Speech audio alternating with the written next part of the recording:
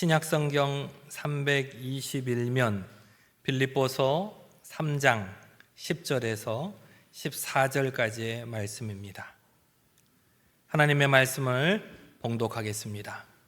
내가 그리스도와 함께 그 부활의 권능과 그 고난에 참여함을 알고자 하여 그의 죽으심을 본받아 어떻게 해서든지 죽은 자 가운데서 부활에 이르려 하노니 내가 이미 얻었다 함도 아니요 온전히 이루었다 함도 아니라 오직 내가 그리스도 예수께 잡힌 바 된 그것을 잡으려고 달려가노라. 형제들아, 나는 아직 내가 잡은 줄로 여기지 아니하고 오직 한 일, 즉 뒤에 있는 것은 잊어버리고 앞에 있는 것을 잡으려고 푯대를 향하여 그리스도 예수 안에서 하나님이 위에서 부르신 부름의 상을 위하여 달려가노라. 아멘. 거룩한 노래로 하나님께 영광 돌려드리는 저와 여러분 모두가 되시기를 바랍니다. 우리는 오늘 포함해서 7주 동안 기복신앙에서 어떻게 십자가 신앙으로 변화될 것인가 라고 하는 큰 주제로 말씀을 나눴습니다. 여러분 지난 6주 동안의 말씀들을 기억하십니까? 첫 번째 주에는 말 그대로 기복신앙을 넘어서 십자가 신앙으로 라고 하는 제목으로 말씀을 나눴죠. 두 번째 주에는 떡을 구할 것인가 영원한 생명을 누릴 것인가 어느 것을 선택해야 되나. 세 번째 주에는 침묵하시는 하나님 앞에서 우리는 도대체 어떻게 해야 되나.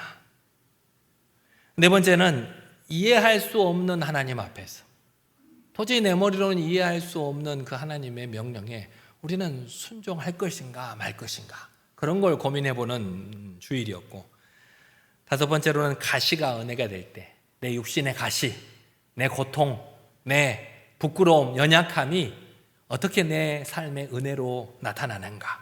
지난주에는 그리 아니하실지라도 내가 원하는 대로 내가 기도하는 대로 이루어지지 않을지라도 그것이 나를 향하신 하나님의 또 다른 계획임을 인정하고 하나님만을 신뢰하겠다고 우리는 결단했었습니다. 그리고 오늘은 이 썩어질 육신 너머에 부활의 영광을 바라보는 저와 여러분이 되시기를 위해 말씀을 선포하려고 합니다. 제가 이 말씀을 하면서 한 두세 번 물었던 것 같은데요. 그래서 기복신앙하고 십자가 신앙하고 여러분의 신앙은 지금 어디 정도 와 있을까요? 이쪽으로 와 있을까요? 이쪽으로 와 있을까요? 이쪽으로 와 있을까요? 이쪽으로 와 있을까요? 제가 보기에는 왔다 갔다 흔들리는 것 같아요. 우리의 신앙은 딱 고정되지 않습니다. 내 상황에 따라서, 내 환경에 따라서 기복신앙에 좀 더 가까워지기도 하고, 때로는 열심을 내서 십자가 신앙에 조금 더 가까워지기도 하고, 늘 흔들리는 갈대처럼 고민하고 있는 것이 저와 여러분의 신앙이 아닐까 싶습니다. 우리가 이 세상을 살아가면서 여러분이 가장 많은 에너지를 쏟고 또 가장 치열하게 고민하고 준비하는 일이 두 가지 정도가 있습니다. 물론 여러 가지가 많겠지만 그 중에서도 가장 신경이 많이 쓰이는 일, 이사하는 일, 이사. 그렇죠? 우리 권사님들 또 우리 성도님들 신방하다 보면 이사 안 하시고 20년 넘게 그 자리에서 살고 계신 분들도 있으시던데, 저희도 이사를 꽤 많이 해서 신경이 많이 쓰이는 일입니다. 그리고 두 번째로 신경이 많이 쓰이는 일이 뭐냐? 우리 노후에 관한 준비를 하는 것이 신경이 많이 쓰이는 일입니다. 우리 성도님들의 삶을 가만히 살펴보면 20, 30대 젊은 시절에 결혼해서 단칸방에서 때로는 좁은 전세방에서 신혼 살림을 시작하셨을 것입니다. 밤낮 없이 끊임없이 일을 하며 자녀들을 잘 키워냈고 허리띠를 졸라매며 조금씩 돈을 모아서 우리 집 평수를 넓혀서 내 집 마련하는 것을 꿈꾸며 살아오셨을 것입니다. 그렇게 내 집의 평수가 조금씩 넓어지고 자동차가 생기고 우리 자녀들이 잘 자라가는 것이 우리 인생의 보람이자 훈장과도 같은 것입니다. 그렇게 열심히 살아가다 이제 40, 50대를 지나서 어느덧 60, 70대를 접어들게 되면 우리는 새로운 이사를 준비하게 됩니다. 은퇴 이후의 삶이라는, 그리고 내가 죽음 이후의 삶이라는 또 다른 차원의 이사를 준비해야 될 때가 온다는 것입니다. 요즘 세상은 웰 에이징의 시대입니다. 웰 에이징 무슨 뜻이냐? 어떻게 아름답고 건강하게 나이 들어갈 것인가, 그런 것에 대한 관심이 굉장히 많습니다. 우리 노 권사님들의 말씀 들어보면 하나님께서 나를 금방 불러가시면 좋겠다. 하루 이틀을 앓다가 하나님께서 불러가시면 고생도 안 하고 얼마나 좋을까. 그게 마음대로 안 되죠. 그렇죠? 하나님이 불러주셔야만 하는 것이지. 어떻게 하면 건강하게 이 땅에서 오래 살 수 있을 것인가? 내가 어떤 영양제를 먹어야 관절이 튼튼해지고 내 노화를 조금이라도 더 늦출 수 있을 것인가? 그런 정보가 넘쳐나고 많은 사람들이 그런 정보에 귀가 솔깃합니다. 나이가 들어가면서 자녀들에게 짐이 되지 않기 위해서 연금을 붓고 통장에 꼬박꼬박 저축을 많이 해두기도 하고, 내 남은 인생 어떻게 편안하고 안정적으로 보낼 수 있을까 젊은 시절부터 꼼꼼하게 계획을 해두기도 합니다. 그렇게 이 땅에서 좀 더 편안한 집, 편안한 노후를 보내기 위해서 준비하는 것, 그것이 많은 사람들의 주요 관심사입니다. 우리가 이렇게 평생을 수고해서 얻은 이렇게 안정을 누리는 것, 이것이 결코 잘못된 것이 아닙니다. 여러분의 거칠어진 손마디를 보거나 얼굴에 주름진 얼굴을 보면 그 자체로 가족을 위해서 또 인생을 위해서 이렇게 힘들고 어렵게 살아가셨구나라고 생각이 됩니다. 그것들 보면 훈장 같아 보입니다. 제 눈에 보기에는. 저렇게 힘들게 어려운 세월을 잘 살아가셨구나. 늘 고민하며 살아가셨구나. 그런데 성도 여러분, 오늘 우리는 스스로에게 아주 불편하지만 피할 수 없는 가장 본질적인 질문 하나를 해보려고 합니다. 우리는 이 땅에서 내가 살아갈 집 평수를 늘리고 우리 육신의 평안함, 노후를 준비하는 일에는 그토록 열심을 다했는데, 정작 언젠가 반드시 맞이하게 될 내 영혼에 이사갈 준비는 나는 잘하고 있는가? 여러분 스스로에게 한번 질문해 보시기를 바랍니다. 우리 어떤 분들은 20년이 넘게 한 집에 붙박이로 잘 살아가신 분도 있지만, 저 같은 경우는 2년이 멀다 하고 많이 살아봐야 4년 정도 살고 늘 이사를 했던 경험이 있는데, 이렇게 서로의 삶이 다른데 똑같은 게 하나 있어요. 저나 여러분이나 언젠가는 반드시 하나님 나라에 가야 된다는 거예요. 육신의 장막을 벗어버리고 영원한 하늘 본향을 향해 떠나야 될 마지막 날이 우리 모두에게 예외 없이 찾아온다는 겁니다. 젊은 사람들은 좀 편안한 마음을 가지실 수도 있죠. 나는 아직 한참 젊은데 그 날이 멀었으려니 라고 생각할지 모르지만 알 수 없는 일이죠. 태어나는 것은 순서대로 태어나지만 가는 것에 순서는 없다고 하죠. 오늘 밤에 당장 하나님께서 여러분 중에 누군가를 불러가실 줄 아무도 모를 일입니다. 우리 연세 많으신 어르신들도 계시는데, 우리 어르신들도 늘 하나님이 불러가시기를 바라시죠. 그런데 아직 때가 안 돼서 불러가시지를 않고 그 연세 되기까지 굳건하게 삶의 자리를 지키게 하시는 것입니다. 그런데도 불구하고 우리는 그 사실을 까맣게 잊어버리고 그저 내가 살아가는 삶의 평안을 위해서, 내 집의 평수를 늘리기 위해서, 내 은행의 잔고를 늘리기 위해서, 이 땅에서의 편안하고 안정된 삶만을 위해서 온통 신경을 거기에만 쓰고 있지 않습니까? 정작 중요한 천국으로 이사갈 준비에는 아무런 관심을 가지고 있지는 않는 것이 아닌지 우리의 삶을 돌아볼 필요가 있습니다. 내가 세상 속에서 살아가면서 어떻게 살아가는가, 어떤 마음가짐으로 살아가는가, 세상 사람들하고 똑같이 어떻게 하면 편안하고 안정되게 늙어갈 것인가, 그것만 고민하며 살아간다면 우리가 예수님 믿는 것이 무슨 의미가 있겠습니까? 오늘 이 시간 우리의 안일했던 그런 마음을 다시 한번 다잡고 영원한 천국을 향해 나아갈 수 있는 저와 여러분 모두가 되시기를 바랍니다. 이 땅의 노후 준비와 육신의 안위에 갇혀있던 우리의 영적인 시선을 가만히 들여다보면 참으로 씁쓸하고 치명적인 모순을 가지고 있습니다. 우리가 노후를 위해서 이 땅에서 편안하게 잘 살아가려고 노력하고 준비하는 것이 잘못되었다는 게 아닙니다. 그런데 우리가 왜 그렇게 그것을 위해서 노력하냐를 좀 더 깊이 살펴보자는 것입니다. 오늘 여러분 읽으신 이 빌립보서 3장을 쓴 사도 바울은 현재 빌립보서 일을 쓸 때 감옥에 갇혀 있는 상태였습니다. 오늘 3장 후반부에 보면 십자가의 원수로 행하는 사람들을 향해서 사도 바울이 눈물을 흘리면서 그들에게 엄중히 경고하고 있는 것을 볼 수 있습니다. 십자가의 원수로 행하는 사람들의 특징을 19절에 이렇게 표현하고 있습니다. 같이 한번 읽어보실까요? 19절 시작. 그들의 마침은 멸망이요 그들의 신은 배요 그들의 영광은 그들의 부끄러움에 있고 땅의 일을 생각하는 자라. 십자가만을 바라보는 사람, 십자가 신앙을 위해서 최선을 다해서 노력하는 사람이 아니라 십자가의 원수로 행하는 사람들은 이 땅에 썩어질 것들에만 집착을 하고 살아간다는 것입니다. 육신의 만족과 내 배부름과 편안함, 이 땅에서의 편안함을 우상처럼 받들고 살아가는 삶, 그것이 바로 그들의 삶입니다. 오늘날 우리 세상적인 잣대로 보면 화려하고 성공적인 노후를 보내는 사람들을 종종 볼 수가 있습니다. 좋은 차를 타고 다니며 철마다 해외여행을 꼬박꼬박 다니고 값비싼 건강검진을 받고 최신 의료기기의 도움을 받아서 내 몸의 젊음을 잘 유지하려고 노력하는 사람들을 볼 수가 있습니다. 그런데 아무리 의학기술이 발달하고 시대가 변해도 인간이 결코 막을 수 없는 절대 진리가 하나 있습니다. 그렇게 가진 것이 많은 사람이든 가진 것이 없는 우리든 우리의 육신은 결국 흙으로 돌아가 버리고 만다는 것입니다.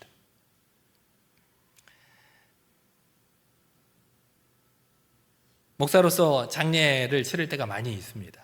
많은 성도님들의 마지막을 함께 하게 되는데 때로는 이렇게 너무나 소박하게 찾는 사람도 별로 없이 이렇게 쓸쓸하게 장례를 치르시는 분도 있고 때로는 화환이 넘쳐 흐를 정도로 밀려오는 사람들을 감당할 수 없을 정도로 많은 사람들이 방문하는 그런 장례식장도 있습니다. 그런데 그 장례식장의 결론은 똑같습니다. 화장장에 가서 화장하고 나면 부자나 가난한 자나 권력이 있는 자나 아무런 권력이 없는 사람이나 한 줌에 재로 변하고 만다는 것입니다. 농사를 지어보신 분들이나 시골에서 자라보신 분들은 가을 들녘의 풍경을 기억하실 겁니다. 봄바람을 맞으며 씨앗이 파릇파릇하게 돋아났던 씨앗이 여름 쨍쨍한 여름에 또 비를 많이 맞고 뜨거운 태양을 받아서 생명력이 풍성하게 무럭무럭 자라게 됩니다. 그러나 가을이 깊어지고 이제 서리가 한두 번씩 내릴 때가 되면 그토록 푸르고 생기 넘치던 입술에 수분이 점점 말라가고 누렇게 떠가기 시작합니다. 그러다가 입술이 툭툭 땅에 떨어져서 썩어지고 말죠. 우리 육체도 마찬가지입니다. 이 30대 청춘이 건강했던 내 몸이 영원할 것 같지만 여러분들 어떠십니까? 세월이 흐르면 무릎 관절이 다 닳아서 삐그덕거리고 눈은 침침해지고 감출 수 없는 얼굴에 주름만 늘어갑니다. 그런데 농부는 그 가을에 가을 후반기에 겨울에 들어설 때 이 옥수수잎이 말라간다고 콩깍지가 말라간다고 걱정하지 않습니다. 통곡하지 않습니다. 왜 그럴까요? 그 옥수수 안에 옥수수 알맹이가 연걸어가고 있는 걸 알기 때문에 그 말라가는 콩깍지 안에 생명을 품은 콩이 잘 자라고 있음을 알기 때문에 슬퍼하지 않는다는 것입니다. 그런데 십자가의 은혜를 안다고 고백하는 우리 성도들조차 세상 사람들과 똑같이 이 껍데기에 불과한 이 육신에만 모든 소망을 품고 살아간다면 그거 얼마나 안타까운 일인지 모릅니다. 여러분 안에는 영적인 알곡이 맺어가고 있으십니까? 여러분의 삶의 끝에 아름답고 풍성한 알곡이 충만하실 것 같습니까? 하나님을 향한 성숙과 천국을 향한 소망이 전혀 없이 그저 껍질에 불과한 이 육신만 메마르지 않게 해달라고 하나님께 아우성을 치는 삶이 얼마나 안타까운 삶인지 모릅니다. 이렇게 나의 안위와 내 건강, 이 세상에서 내 자식의 성공적인 삶만이 전부인 것 같이 살아간다면 하나님 앞에서 그보다 초라하고 빈곤한 인생은 없을 것입니다. 세상 사람들이야 하나님을 모르니까 그렇게 살아간다고 하지만 하나님을 알고 평생을 하나님을 믿고 살아온 우리조차 우리의 영적인 알곡에는 관심 없이 그저 겉껍질에만 관심을 가지고 있다면 하나님 보시기에 그것이 얼마나 허망한 일이겠습니까? 평생을 다 바쳐 쌓아올린 이 재물과 명예라는 바벨탑은 하나님의 심판대 앞에서 한 줌의 재로 변해버리고 말 것인데 우리는 왜 그 한 줌의 재밖에 안 되는 것에 집착하면서 빠져나오지 못할까요? 사랑하는 여러분, 그러나 오늘 십자가의 복음은 이 절망적이고 허무한 우리의 모순을 완전히 뒤집어 엎어서 우리의 시선을 이 땅에서 하늘로 들어 올려주고 있습니다. 본문을 기록하고 있는 사도 바울이 이 빌립보서를 감옥에서 기록을 했다고 했는데 지금 사도 바울이 처한 상황이 어떤 상황입니까? 로마의 어둡고 축축한 지하 감옥에 갇혀 있습니다. 그의 몸은 오랜 전도 여행으로 인해서 메맞고 굶주림으로 인해서 이미 감옥에 들어오기 전부터 만신창이가 되어 있습니다. 그런데 감옥에 갇혀서 더 힘들고 어려운 삶을 살아가고 있습니다. 이제는 나이가 들어서 늙고 쇠약해져서 세상 사람들의 눈도 잘 보이지 않고 말하기도 어려운 상태입니다. 세상 사람들의 눈으로 보면 바울의 노후는 완전히 실패작입니다. 모아둔 재산도 없죠. 자신을 돌봐줄 자식도 없죠. 그를 기다리고 있는 것이 이제 뭘까요? 참수형이라고 하는 끔찍한 죽음만 그를 기다리고 있습니다. 세상 사람들은 그런 사도 바울을 향해서 실패했다고 말할 것입니다. 그런데 오늘 본문에서 들려온 사도 바울의 고백을 들어보십시오. 그의 목소리에는 조금의 두려움이나 억울함도 후회도 없습니다. 오히려 터질 듯한 기쁨과 영광스러운 소망으로 가득 차 있는 것을 볼 수 있습니다. 아니, 겉으로 보기에는 아무런 부러워할 만한 것이 없는 그런 상태인데 어떻게 그렇게 기쁨의 찬양을 할 수 있을까요? 그 감옥에서도 감사의 찬양을 올려드릴 수 있었을까요? 사도 바울은 썩어질 이 육신의 겉껍질이 아니라 그 육신을 넘어서 영원한 부활의 영광을 확신하고 있었기 때문입니다.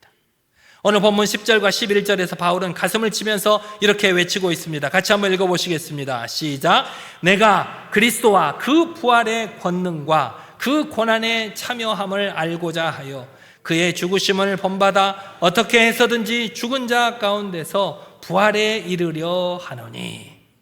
사도 바울은 우리의 시민권이 이 땅에 있는 것이 아니라 저 하늘에 있다는 사실을 잘 알고 있었습니다. 이것이 바로 우리가 붙들어야 할 십자가 내 은혜이자 생명의 복음인 것입니다. 여러분이 가장 신경 쓰고 가장 노력해야 될 것이 이 땅에서의 이사가 아니라 노후가 아니라 저 하늘의 삶을 준비하는 것이라는 겁니다. 농부가 땅에 씨앗을 심으면 흙 속에서 씨앗이 어떻게 될까요? 우선 씨앗이 깨지고 썩어져. 그런 것을 보고 농부가 안타까울까요? 내가 뿌린 씨앗이 죽었네 라고 농부가 그렇게 말합니까? 그런 농부는 없죠. 씨앗이 땅에 버려진 거 떨어지고 썩어지는 것 같아도 그 안에 생명의 잉태를 하고 있기 때문에 농부는 그것을 죽음이라고 여기지 않습니다. 껍질이 완전히 깨지고 썩어져야만 그 안에서 비로소 새 생명의 싹이 돋아나기 때문입니다. 마찬가지로 우리가 살아가는 삶도 마찬가지입니다. 저 어둡고 험한 세상 속에서 그리스도의 고난에 동참하면서 복음을 위해 살아가는 우리의 육신이 이제 나이가 들어서 아무것도 남은 것도 없고 쇠약해지고 병들고 주름진 것 같아도 그것이 끝이 아니라는 것입니다. 그 십자가의 죽음 뒤에 예수님께서 예비하신 그 찬란하고 영광스러운 부활의 몸이 우리를 기다리고 있음을 믿는 여러분들이 되시기를 바랍니다. 그래서 주 안에서 늙어가는 것은 끝나는 것이 아니라 쇠퇴하는 것이 아니라 그것은 영광스러운 부활을 향한 무르익음이라는 사실을 여러분들 꼭 기억하시기를 바랍니다. 비록 앉았다 일어설 때마다 아이고라고 하는 소리가 절로 나올지 모르지만 내가 그렇게 하나님 앞으로 한 걸음 두 걸음 더 가까이 가고 있구나라고 생각하시고 위안을 얻으시는 여러분 모두가 되시기를 바랍니다.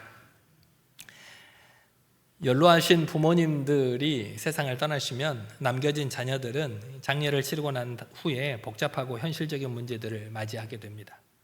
저도 아버님께서 돌아가신 후에 동사무소에 가서 원스톱 서비스를 신청을 하면 그때부터 온 나라 온 곳에서 문자로 보내주게 됩니다. 통장에 얼마가 남아있고 보험이 뭐가 얼마나 있고 뭐가 있고 그런 것들을 한 2주 정도 순차적으로 오더라고요.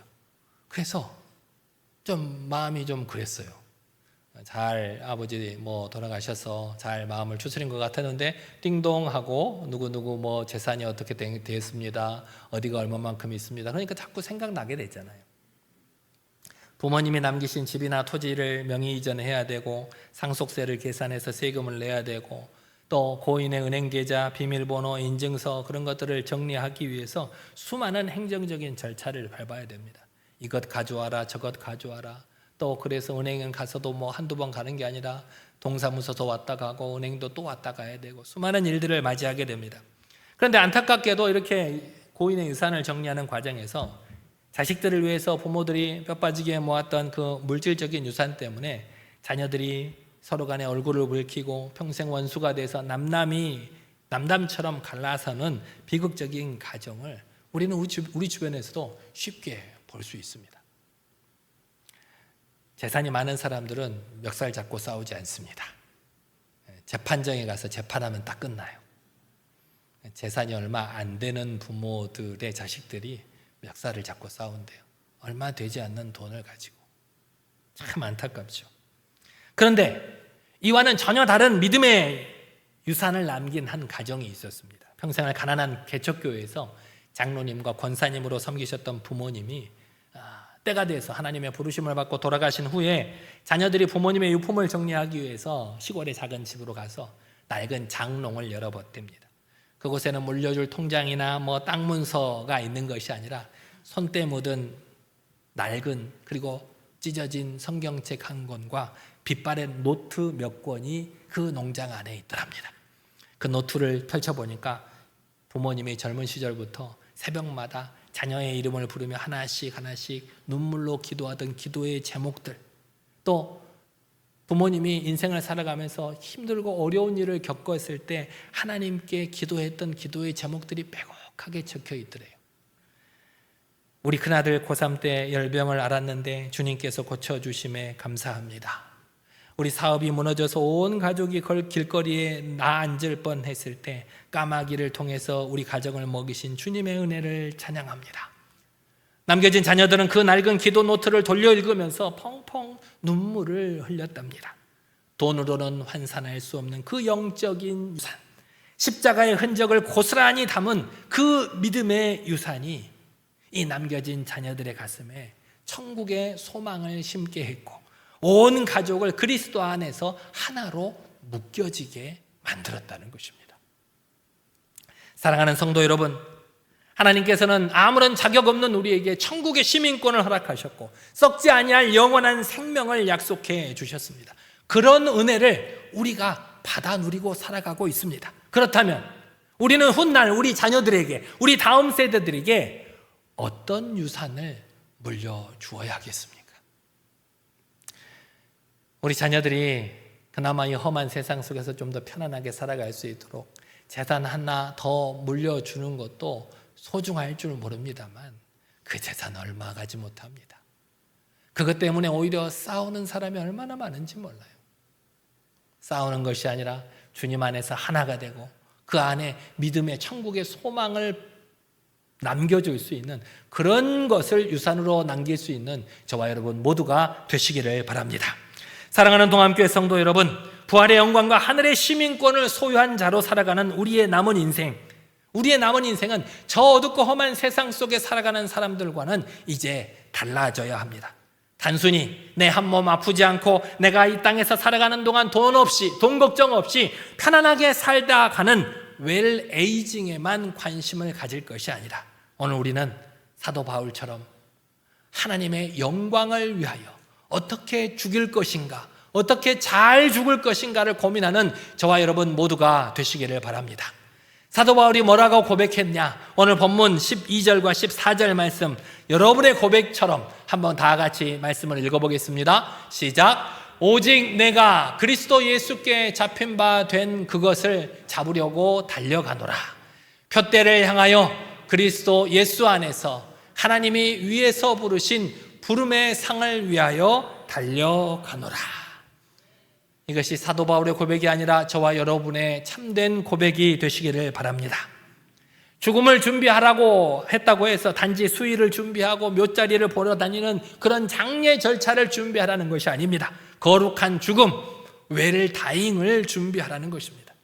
내 생명이 다하는 그날까지 우리 다음 세대와 우리 자녀들에게 아름다운 신앙의 유산을 물려주기 위해서 준비하는 것이 바로 죽음을 준비하는 길입니다. 우리 자녀들이 노년에 접어든 우리 부모님의 뒷모습들을 보면서 이렇게 고백할 수 있도록 살으셨으면 좋겠어요. 우리 부모님은 늙어갈수록 세상의 돈이나 명예나 집의 평수에는 연연하지 않으셨어. 오직 하늘 상급을 더 사모하고 교회와 이웃을 눈물로 섬기셨지. 우리 부모님의 삶의 흔적을 보니까 하나님께서 정말 살아계시는 게 느껴지구나. 그렇게 고백할 수 있는 삶을 살아갈 수 있도록 여러분들 노력하시기를 바랍니다. 이제는 이 땅의 것들을 집착하는 안일함과 탐욕을 십자가 앞에서 모두 벗어 던져야 합니다. 내 영혼의 이삿날, 하나님께서 언제 어디서 나를 부르실지 모르지만 그 부르실 때 주님 제가 여기에 있습니다 라고 기쁨으로 응답할 수 있도록 내 영혼의 짐을 가볍게 만드는 여러분 모두가 되시기를 바랍니다. 두 손에 무엇인가를 꽉 쥐고 있으려고 하지 마시고 그 두 손을 펼치시기를 바랍니다. 미워하던 사람을 용서하고 움켜쥐었던 내 재물을 이웃과 하나님의 나라를 위해서 흘려보내시기를 바랍니다. 우리에게 남은 인생 동안 주님의 몸된 교회를 더욱더 뜨겁게 사랑하시고 주변에 상처받은 영혼들의 손을 잡아서 위로해 주시며 젊은 세대들의 믿음의 거룩한 본이 되는 여러분들이 되시기를 바랍니다. 썩어질 육신 너머의 영광스러운 부활을 똑똑히 바라보며 오늘 또 위에서 부르신 그 부르심의 상을 향해서 뒤돌아보지 말고 앞을 향해서 힘차게 달려나아갈 수 있는 저와 여러분 모두가 되시기를 간절히 기도합니다. 이 시간 같이 기도하겠습니다. 하나님, 썩어질 육신과 이 땅의 소유만에 소망을 두고 살았던 저희를 어리석음을 회개하오니 용서하여 주옵소서. 하나님, 십자가 뒤에 감춰진 그 찬란한 부활의 영광을 깨닫지 못했음을 회개합니다. 이제는 하늘 상급을 향해 힘차게 달려가는 믿음의 경주자가 되게 하시고 우리의 남은 인생 동안 우리 자녀들에게 굳건한 천국 소망을 심어줄 수 있도록 우리를 인도해 달라고 이 시간 다 같이 한 목소리로 기도하겠습니다. 능력의 하나님 아버지, 어리석고 부족한 우리들 하나님의 거룩하신 말씀으로 깨우쳐 주시니 감사를 드립니다. 아버지 하나님을 믿고 섬기고 살아간다고 하면서도 우리도 모르게 이 땅의 것만 집착하는 안일함과 탐욕으로 살았음을 회개하오니 용서하여 주옵소서.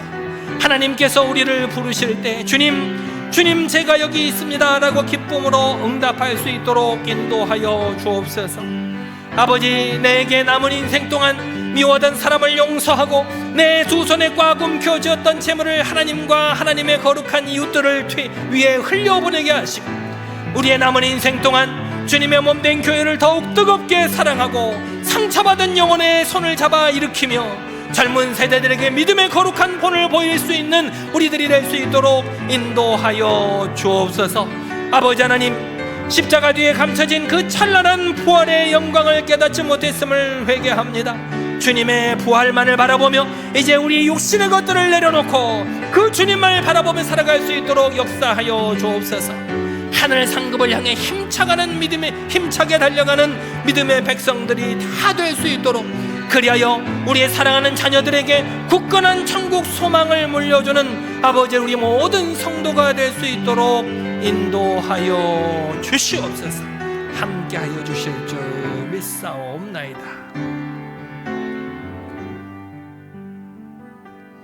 은혜롭고 자비로우신 하나님 아버지, 썩어질 육신과 이 땅의 소유에만 소망을 두며 안일하게 살아가던 저희의 어리석음을 용서하여 주옵소서. 오늘 말씀을 통해 십자가 뒤에 감춰진 찬란한 부활의 영광을 다시 한번 깨닫게 하시니 진심으로 감사를 드립니다.